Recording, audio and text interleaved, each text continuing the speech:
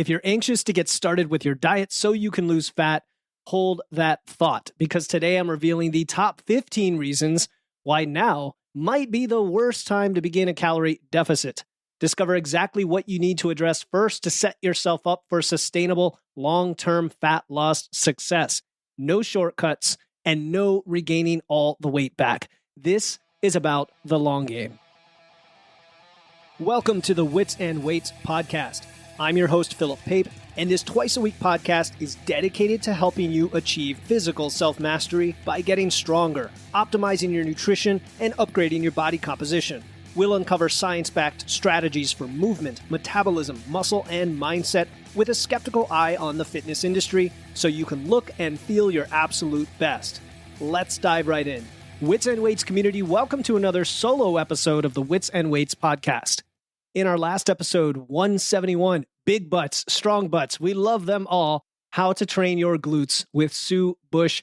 We talked about a fun topic, especially for the ladies out there, and that is how to build strong, functional, and aesthetically pleasing glutes. Why do we love butts so much? What are the benefits of glute development beyond just looking good? And what are the most effective training strategies, exercise selection, and programming considerations for optimal results with those glutes? Sue and I were contributors to the March issue of Body by Science. So she had me on her show recently, the Physique Development Podcast. So if you missed that, go look her up and give it a follow. That's again, the Physique Development Podcast. Today, for episode 172, the top 15 reasons not to start a diet right now if you want sustainable fat loss, you will discover the critical factors that can make or break your fat loss efforts. We're going to explore all of it, how stress, sleep, nutrition, training, health issues can impact your results, and why addressing these is imperative before starting a calorie deficit. You'll also learn about the importance of mental health, supportive environments, navigating life events and transitions, all the things that impact you when you're pursuing fat loss because they affect your chances of success and making it last.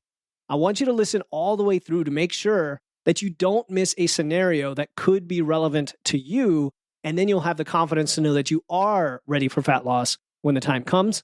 And to help you on your journey, I actually made a free video on how to set up everything in your pre-diet phase using MacroFactor. And this video is from the MacroFactor Mastery course in Wits and Weights Physique University, but I'm giving it to you for free as a podcast listener. It's an unlisted YouTube link in my show notes. Just check it out under episode resources. All right, let's jump into the top 15 reasons not to start a diet right now if you want sustainable fat loss. And the first reason, potentially the most important reason, is high stress levels. Chronic stress can lead to increased cortisol production, right? And cortisol is not always bad. It's a very important hormone that can benefit us, but chronic stress can increase this over time and make it to a level that it actually hinders fat loss and negatively impacts your adherence to a diet, mainly because your body starts to conserve energy. And as it conserves energy, it reduces your metabolic rate. And that just simply makes it harder because now you would have to cut on lower calories, and it would cause a vicious cycle of making you even more stressed out. So if your stress is really high right now, we're talking chronic stress, you haven't dealt with it, you don't have any techniques in place like breathing, meditation, walking. It doesn't have to be anything fancy, just stuff that is for you on a daily basis. Even 20 minutes a day can go a long way in reducing that stress and give you a more favorable environment for fat loss. So high stress, that's number one. Number two is poor sleep, quality and quantity. All right, you knew these would be on the list, but they're really at the top of the list for a reason. Inadequate sleep can disrupt your balance of hunger hormones, the leptin and ghrelin, your satiety hormones, right?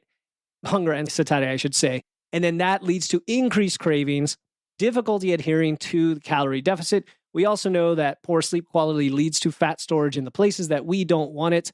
And for both of those reasons, it is good to get locked in on a consistent sleep schedule. Even if you can't get 8 or 9 hours, if you can get 7, even if it's 6.5, but it's consistent, the same sleep time and wake time, that is going to go a long way. And then all the other optimal sleep hacks related to having a dark, cool room, having a pre-bed ritual, avoiding blue light before bed, blue blocking glasses. There's a very long list of things we could get into, but really if this is a big red flag for you right now. It's going to make fat loss harder. So at least shifting it in the right direction is going to help. All right, number 3 is poor nutrition. You knew some of these things would be near the top, especially for me as a nutrition coach. I understand the importance of nutrition when it comes to fat loss, not just the calorie deficit itself, but the actual foundation of what you're eating in terms of macro composition, but also micronutrients and nutrient density. So if we can have a flexible approach, right? We talk about flexible dieting a lot on this show, but not a purely if it fits your macros approach, meaning if I give you a target for calories and macros and say just eat whatever you want to serve those macros, that is not going to serve you when it comes to fat loss, because the quality and the balance and the types of foods actually impact your hunger, your satiety, your mental state, your performance, all of the things that then make fat loss easier or harder. So there's some simple rules here, not even rules, just guidelines that will help you with your fat loss. One is to prioritize nutrient-dense options. And I'm a fan of additive nutrition, adding things in to displace other things that are less important, not necessarily cutting things out or reducing things. Taking a positive additive approach tends to be more in line with human psychology. And it's more fun, inviting approach to actually putting on your plate what you want and need rather than shaming yourself for things that you quote unquote should not have. So think about lean proteins, complex carbohydrates, fats from whole food sources, all of the things, high fiber foods, plants and vegetables, or fruits and vegetables, even dairy, as long as it's lower fat, because during fat loss that, every calorie count, every calorie matters. Things that improve satiety, things that make you full, right? It might be more like vegetable soups, and it could be having more salads for lunch, having harder foods that take longer to chew and digest, and therefore send your body a signal that it's more full. All of these things, along with hitting your macros, of course, hitting your protein and getting the right balance of fats and carbs to support muscle maintenance, will make you feel better during fat loss, not just from a mental and fullness perspective, but you want to avoid nutrient, vitamin and mineral gaps that can occur because you're at lower calories, because some of those gaps that wouldn't occur when you're at maintenance or in a gaining phase now occur. And then all of a sudden you start getting symptoms that surprise you, low energy, fatigue, all these kinds of symptoms. And they could be tied to your thyroid health. They could be tied to your other hormones, but it's a cascade that could have been caused simply because you're nutrient deficient. You're deficient in, zinc and selenium and iron and copper and whatever other thing that you really need right now, vitamin D. And it's simply because you reduce calories and aren't having the right level of nutrients in there, which may require supplementation, but more often than not, it's a simple shift in some of your food choices. So yes, we're trying to be in a calorie deficit, if you want to think of that as nutrition, but really I think of nutrition as eating the things that satisfy you in all phases and are sustainable and allow you to perform in the gym even when calories are low. So we want to be tracking our macros and micros. We want to be tracking what we're eating, tracking our biofeedback like hunger, digestion, our energy, our mood, our recovery. All of these play together. If any of these things are off, if the balance is far off on any one of these that makes fat loss harder, like, I can't really go another day doing this, then we reevaluate, reassess, and we make adjustments. All right. And that'll set you up for the long term, because you don't want to force yourself doing this. You want it to feel fairly natural and a little bit easy. It's not going to feel all the way easy, right? It's hard to do fat loss, but a little bit. So that's nutrition. That's number 3. Number 4, the fourth reason you wouldn't want to be dieting is if you had inconsistent or lack of training, right? Resistance training, walking, these are crucial components of a successful fat loss phase, because you have to hold on to that muscle if you're going to lose primarily fat. So engaging in regular strength training with the right intensity and execution that preserves lean muscle mass, helps maintain your metabolism, helps promote fat loss.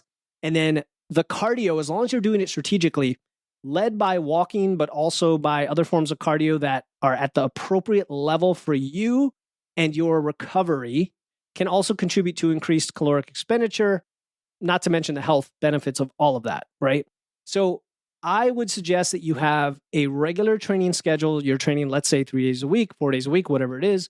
You've gotten to the step count that you are comfortable with Maybe it's 8, maybe it's 10, maybe it's 12,000 steps, and you're incorporating whatever cardio you want before you go into fat loss phase. Okay, just like with the nutrition, you want to establish all of the tracking, the macros, the food selection before you go into fat loss. Don't let a fat loss phase be the thing that triggers you to all of a sudden change all these things, because that's definitely a recipe for disaster. Okay, so there we go. If you don't have a consistent training routine, if you're not training to build muscle, progressive overload, all the training principles, then you're not going to be successful during fat loss. Yes, the training may shift in terms of volume or recovery a little bit, but for the most part, most people can keep training just as they were when they were at maintenance as they go into the fat loss phase if it's an effective program for them.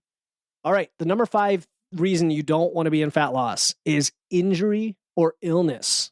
Injury or illness. I can't tell you how many times I've had people say, well, I'm sick, so I'm not eating, and I'm also not building muscle, so why would I eat more? And it's kind of a backward thinking. When you're sick, you need as much resources, you need as many calories coming in as possible to help your body recover from that injury or illness. And who cares about scale weight during that time? We're usually only talking about a few weeks. I mean, maybe it's a few months if it's after surgery, in which case there's a period at which you're, maybe still in pain, maybe still recovering, maybe still immobile, but eventually you're going to start moving again. And then you would go back to whatever phase you planned on doing. But you don't want the stress of a calorie deficit on top of the stress of injury or illness. Just get the rest, get the nutrition, keep yourself moving if it makes sense, depending on the type of illness or injury, and support the healing process as best you can. That's the way to do it. And just quick story on that, right? You guys might have heard probably a lot about my left shoulder rotator cuff surgery I had last year, and it got better and better and better. And then I had a little bit of a setback a few months ago, and I was in a fat loss phase. I immediately switched out of it and went to maintenance, right? And in Macrofactor, one little hack you can do there is if you're in a fat loss phase and you want to go to maintenance just for a short while, set the rate of loss down to almost 0 instead of setting a new goal. Leave it as a fat loss goal, but set the rate of loss near 0, and that'll keep you close to maintenance. And then you can just overshoot that by like 100 calories every day to be definitely at least maintenance. All right, the 6th reason you don't want to be dieting. Women who are pregnant or breastfeeding. I had to include this in here just in case there was any ambiguity about it. But pursuing any sort of weight loss or fat loss during pregnancy absolutely is not advised. Pregnant women should be gaining on average 35 pounds, but it varies tremendously from person to person. So I'm not going to give you that as a target. I'm just saying, you would expect to gain weight because you're building an entire person inside of you, supporting that, developing fat reserves for afterward, for breastfeeding, whether you're breastfeeding or not. I mean, that's just how the biology works. And then if you're breastfeeding, for sure, you don't want to be losing weight because of all the extra nutritional demands needed to support the development of the baby after it's born. So here's where, I'm not giving you medical advice. I'm just saying that it probably is a good idea not to be dieting until you're past that phase, right? I know there's a stigma for whatever reason around women, getting back to how they were before pregnancy. I think pregnancy is beautiful. I think it's this wonderful natural thing. And women who have, a little bit of extra fat or skin because they were pregnant, come on, people. Why would we shame anyone for that? That's what I think. I think it's a beautiful thing for you to support that. Again, whether you're breastfeeding or not everyone can, wants to, whatever the reason is. So pregnancy or breastfeeding is not a good time to be dieting.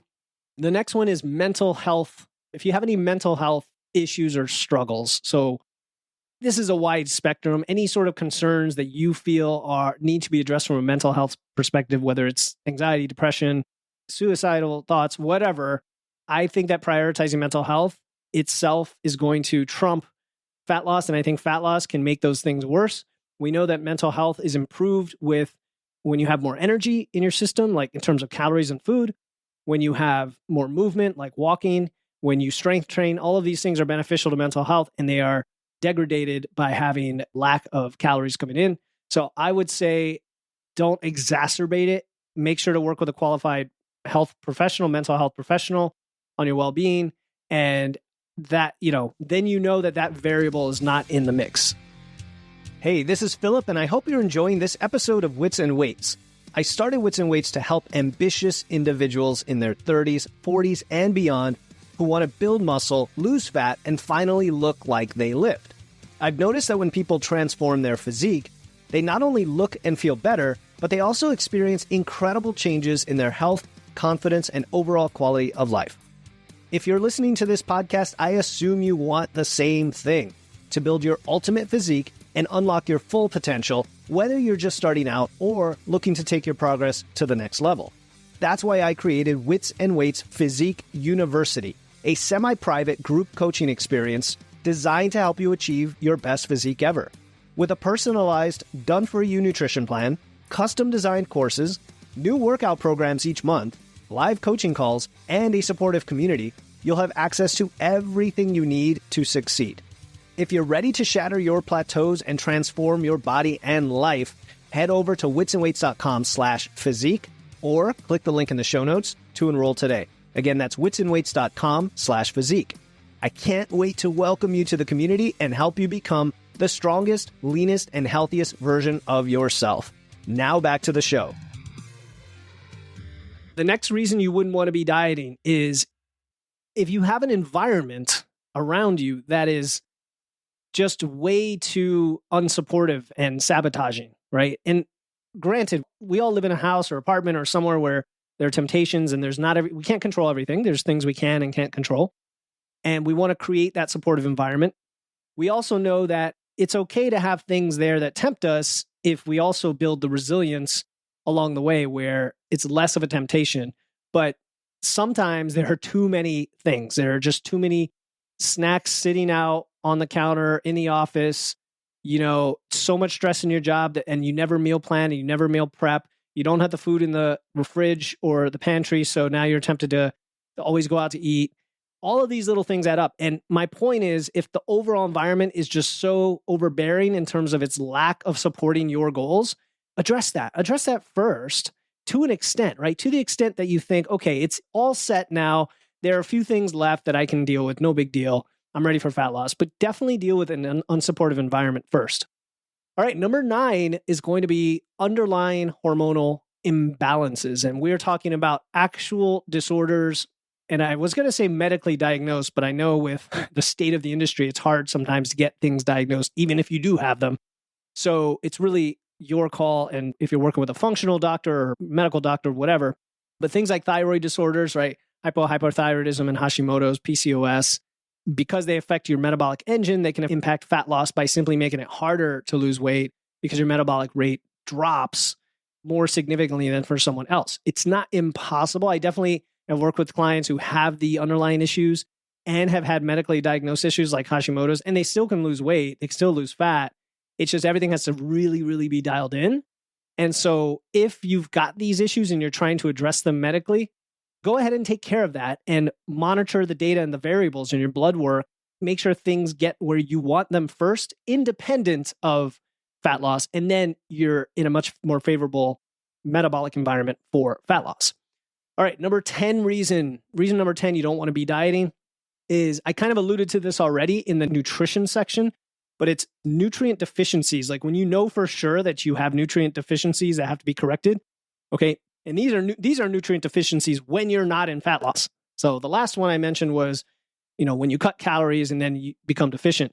This is, you have them even when you're not at fat loss, and there are either food choices or supplementation choices for iron, vitamin D, calcium, magnesium, whatever, that will solve some other things going on. Maybe you have low energy, maybe poor sleep, right?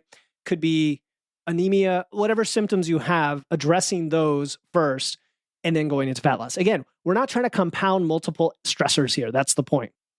All right, the 11th reason you wouldn't diet is if you have a major upcoming life event that is high stress. Now, one of those life events, you might realize, is something like a wedding. And a wedding is like probably the number one reason somebody says, I need to lose fat. Okay. Now there's other things like, okay, work is ramping up and you have this huge project coming up and it's just stressing the heck out of you. I had a client who went through clinicals and it was like 12-hour days, third shifts, all this stuff, right? And it was a temporary state. It's kind of the worst time to be dieting during those periods because your stress goes up and what's going to happen is your metabolism comes down and now you have to cut calories more. And now all of a sudden you're just sapped of energy and the stress is ramping up. It's a vicious cycle, right? But something like a wedding, this is where I think you want to have a long-term plan if possible. Now, if you're getting married in 6 weeks from now or 8 weeks from now, and you feel you have fat to lose, that's your call, right? That's your call. If you want to buckle down, pull out the willpower and discipline card and just make it happen, that's up to you. That's not sustainable, right? That's not a long-term approach, but I get that a wedding is a once a lifetime thing and you're just going to make that trade-off. Okay. I understand it. But I actually have 2 clients right now that I know of who have weddings over a year from now. And they're like, what am I going to do for that? And my first response is, good for you for asking with plenty of time, because this is going to make it very easy. What we would do is we would take the wedding, we would reverse engineer it. And if there's any fat loss needed, which generally there's some fat loss that they want to get because they want to be, very, very lean and shredded or whatever, not shredded, but, they want to have just a best physique ever for their wedding, right? It's understandable to fit in that dress, fit in that suit, whatever.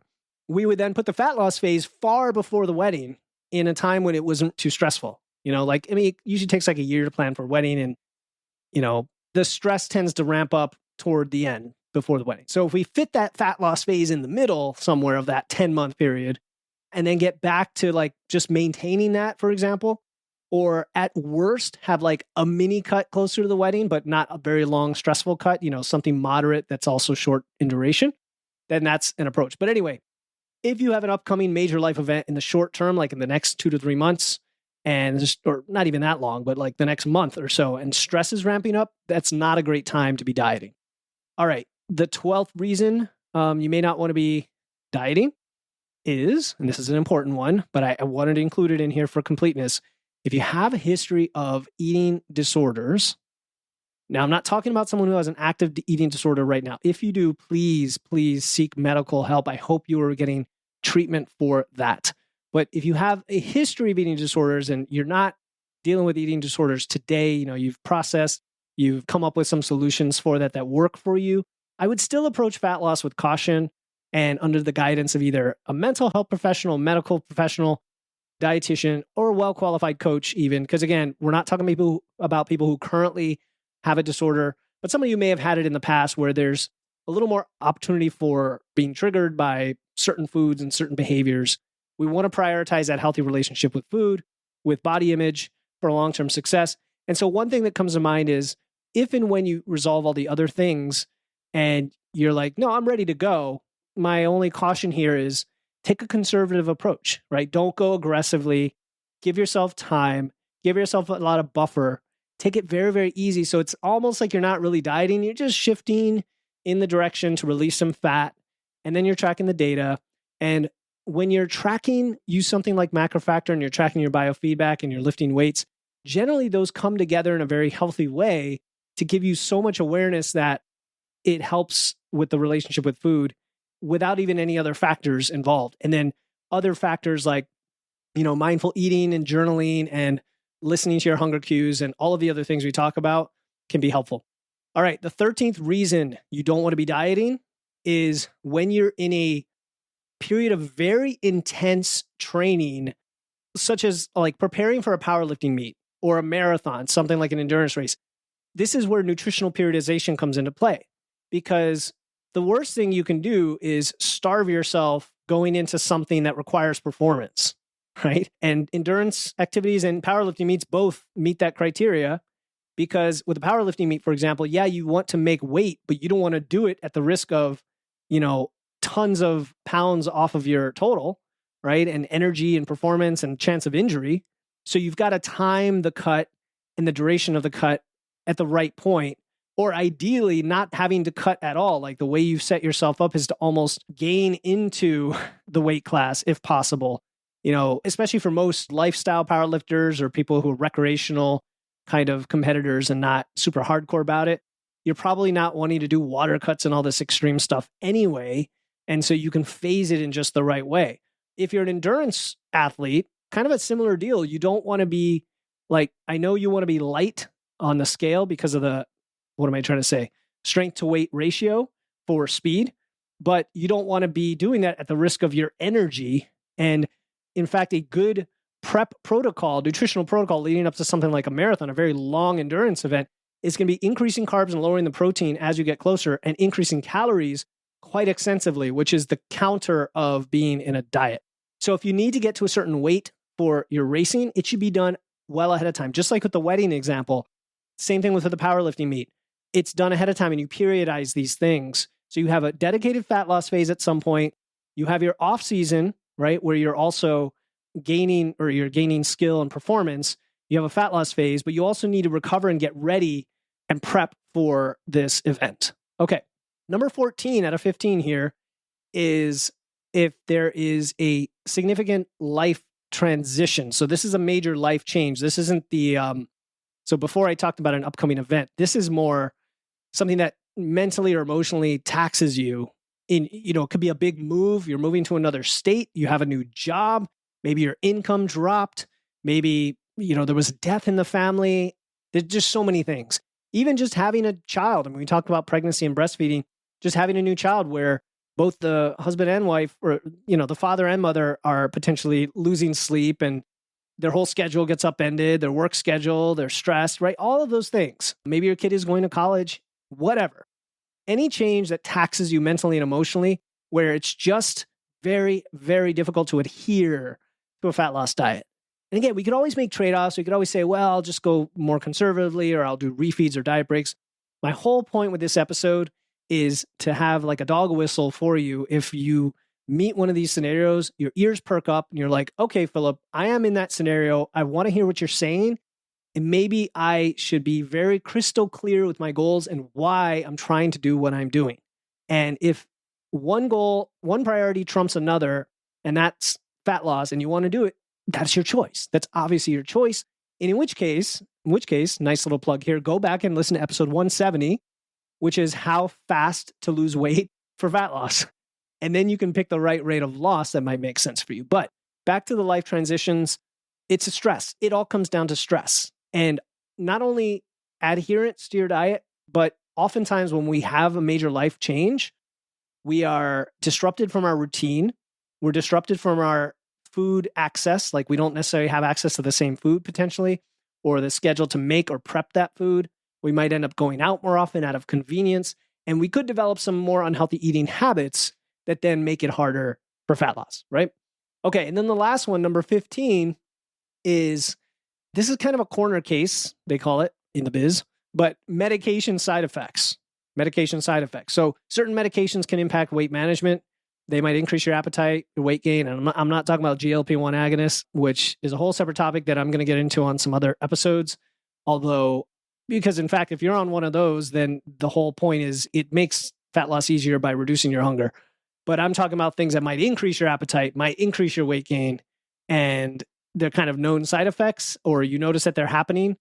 This is where fat loss can be harder because it's just very hard to adhere to it. It's going to be very individual. It depends on the side effects, depends on the medication. This is where you should be working with a medical professional as well as potentially a coach who can, if you still want to do fat loss, could at least understand that there's this variable in there from your medication. So that wraps up the top 15 reasons that now may be the worst time to start a diet. So you know when is the right time for you is probably when you're not facing any of these scenarios to any large effect. And that's the key. It's a matter of degrees. We all have stress. We all have sometimes poor sleep. We all have life events. You probably resonate with many of these scenarios. So it's really a matter of degree. If something like this is fairly ever present in your life, it may not be a good time to go into a dieting phase. Now, the desire to start a fat loss diet may be strong, right? The force is strong with this one. I get it. But it's even more important than you think to, always be assessing your current circumstances and then address any potential roadblocks before diving in. That's all I'm asking you to do. So this may not be eliminating some of these things from your life. That may not be possible, but you could either mitigate their impact on you, or set yourself up so that you have if-then plans of action, right? If this happens, I can do this. If this happens, I can do this. Have little, plans in your back pocket so that if one of these things that are in your life ramp up to a point that might not be sustainable, you have a backup plan. So for example, if my stress gets unbearable due to my work obligations, I'm going to increase my calories by half I'm going to increase to half the rate of loss. or I'm going to go up to a diet break for 1 week, right? You can have these little things that you tell yourself it's okay to do, and I'm going to do that. And it's the trade-off that's worth making for my health. And then, of course, you're always going to be prioritizing things like stress management, sleep quality, nutrition, training, all the things that affect your overall health, right? All of these are important anyway for sustainable fat loss. Even if everything's going quote unquote smoothly, you still want to do these things because the long game done right is actually the fastest path to success. Most of us have no problem losing weight. We've done it many, many, many times in our life, but many of us have not done it the right way. And we've had trouble keeping that weight off. So let's do it the right way, right? If you're smart about it, you're going to take the time to prepare yourself mentally, to prepare yourself physically, and then you're just going to be better equipped to handle the challenges that come with a calorie deficit. Okay, and as I mentioned before, if you want my free video on how to set yourself up for a pre-diet maintenance phase so that you know exactly what your metabolism is and what calorie macro targets to hit when you are ready to get there as efficiently as possible and no reverse dieting needed. That's an inside joke for those who follow the podcast. Click the link in my show notes under episode resources for that free video. And if you want to get a head start right now, just go download MacroFactor from your app store, enter my code WITSandWeights, and start using it for free. My code will give you an extra free week on the trial period. That's WITSandWeights, all one word, when you download and set up MacroFactor. And that is all explained in the video too. So if you just want to go click the video in my show notes, you could do that. All right. In our next episode, 173, Why Mindset Alone Won't Solve Your Food and Hormone Struggles with Tanya Shaw, we're going to explore the limitations of the mind over matter mentality. You've heard it before. It's mind over matter. It's all in your mind. We're going to explore the limitations of that because it's not what it's cracked up to be. We're going to talk about how combining mindset with the understanding of body science is key to not just achieving results, but loving your results. You'll even learn how thoughts and emotions affect our body's physical functions, especially your hormones, and some simple techniques to help you actually shift your mindset to better support your health goals. So, as always, make sure to hit follow right now on your podcast app to get notified when that episode comes out and to support the show. As always, stay strong, and I'll talk to you next time here on the Wits and Weights podcast. Thank you for tuning in to another episode of Wits and Weights. If you found value in today's episode and know someone else who's looking to level up their wits or weights, please take a moment to share this episode with them. And make sure to hit the follow button in your podcast platform right now to catch the next episode. Until then, stay strong.